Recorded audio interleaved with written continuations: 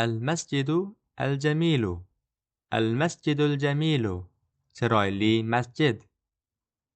هذا bu البيت uy هذا البيت bu uy هذا البيت قريب bu uy yaqin.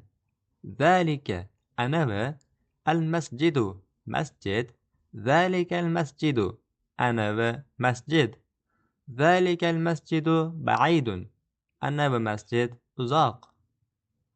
هذا البيت قريب ذلك المسجد بعيد bu uy yaqin anavi masjid uzoq. هذا bu هذا مسجد bu masjid أيضا ham هذا مسجد أيضا bu ham masjid. A o'zbek tilidagi so'roq gap yasashlik uchun qo'llaniladigan mi qo'shimchasining ma'nosini bildiradi.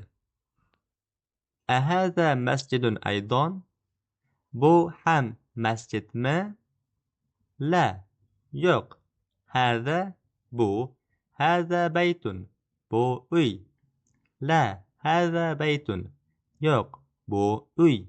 هذا البيت قريب ذلك المسجد بعيد bu uy yaqin anavi masjid uzoq.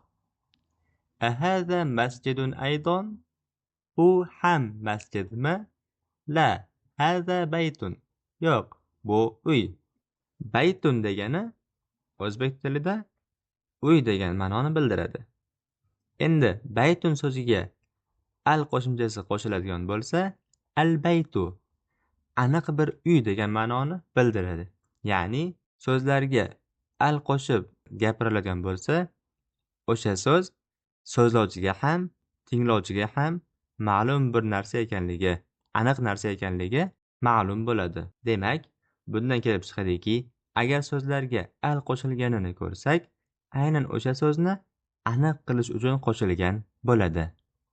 هذا البيت قريب ذلك المسجد بعيد. أهذا مسجد أيضا؟ لا هذا بيت